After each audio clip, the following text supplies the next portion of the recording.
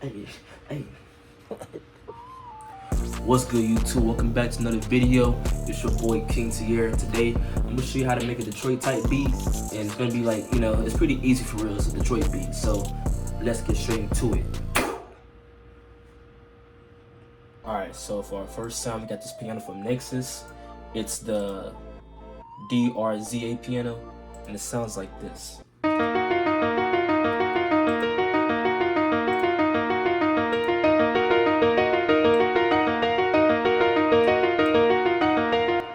So, yeah, very simple for real. It's just repetitive. It's literally just repetitive. That's like the key to it for real. So I'm gonna show you how I made. Well, I'm gonna make something similar to this to show you how this can be done. So let's do that. All right. So first, you wanna have a good piano. Having a soft piano or a dark piano, usually not the key, or it's usually not the best option for Detroit type beats. You usually want something that's like a hard piano, or something that's like usually like brighter, I guess, if that makes sense. So we're gonna go over here, and let's say that we want to work in G minor, right? So I'm gonna make something that sounds catchy and repetitive.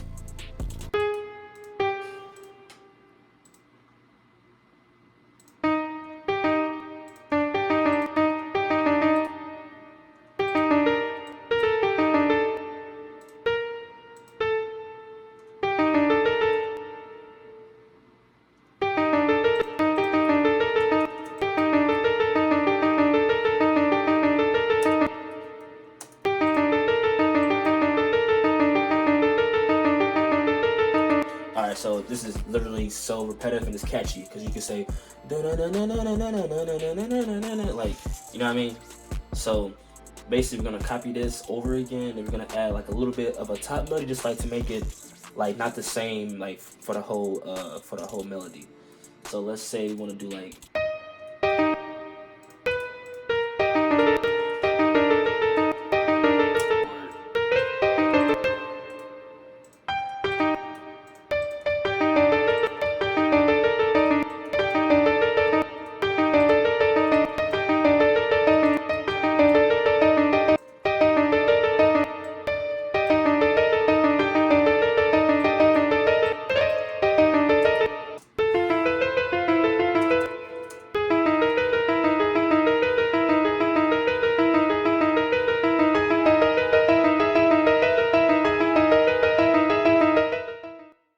for effects, I just have an EQ on a piano just to cut out some of the lows, like none too extra. So then of course, with Detroit beats, we got the low piano that goes like dun dun dun dun dun, like what I'm talking about. And here's what it's.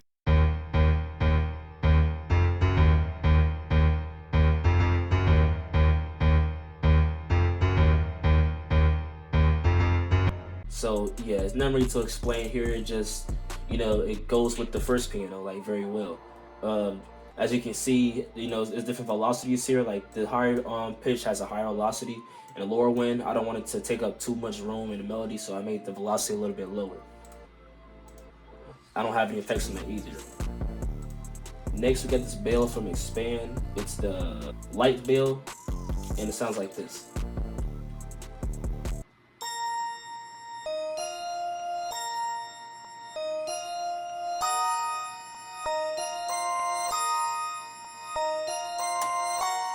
So like with this one, I played it by ear, so it wasn't really much to explain there. So with the piano, it sounds like this.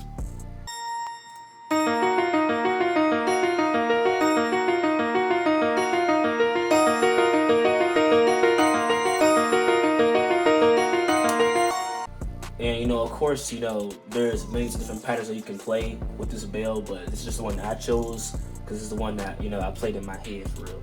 Like, people, I feel like they complicate making melodies, which I'm not gonna lie, I do it sometimes too.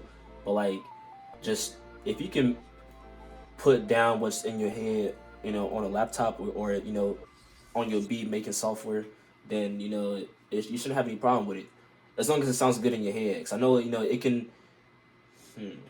Well, actually no, because like it might sound good in your head, and then you put it down, it sounds like boo boo. Let's continue, okay? Okay, so now for effects, just a gross beat with this reverse effect at the end, nothing too crazy at all. Next, we got this bass that I know you hear it in like almost every, not almost, like you hear it in like a lot of Detroit songs. It sounds like this.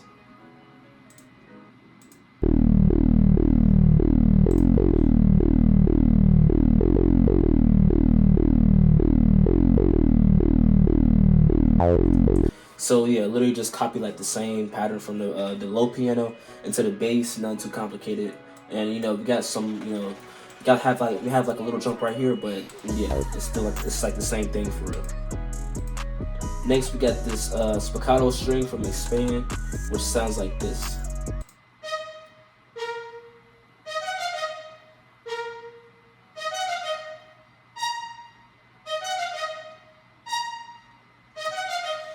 So yeah, I didn't want this like to play throughout the whole melody. That's why I created like, you know, like stabs, you know, and gaps for the melody, just to leave more space. Again, I play this one by ear. So yeah, I basically, like, you know, I play what was in my head into the MIDI, not too complicated. For this one, I have a Fruity Blood overdrive just to make it stand out more, because without the effect, it sounds like this. Sounds like a little bit soft, but with the blood overdrive on, like it sounds a lot more punchier, if that makes sense. And then next, I didn't really have to add this, but you know, I just wanted to make something like a little bit more unique, because like, let's be honest, almost all Detroit loops sound, you know, the same, you know. But I got this Headwinds Bake from the Raw Takes kit, and it sounds like this.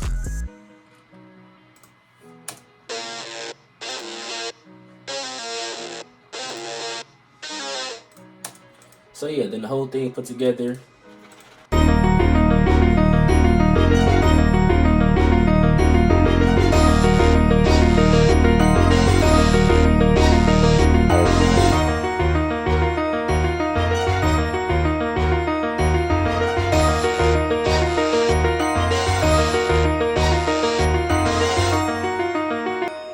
All right, now it's time for the drums.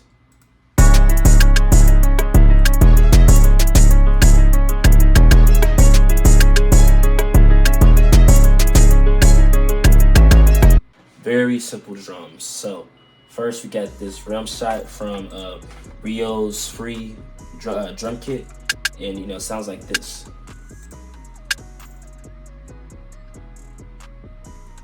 And as you can see, I don't have one right here where we usually be at, just to, you know, give us some more uniqueness to it. Got some hi-hats, you know, very simple hi-hats. Simple.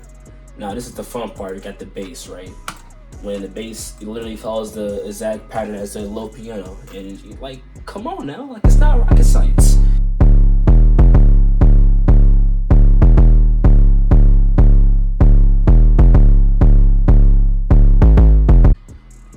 Easy. Then we got some open hats. You know, it goes with the 808. We got some snares, you know. Add some extra bounce. We got some congos. We got a bell.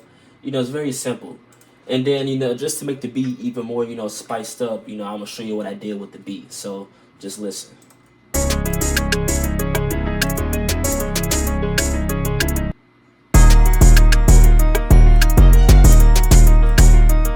And then right here too.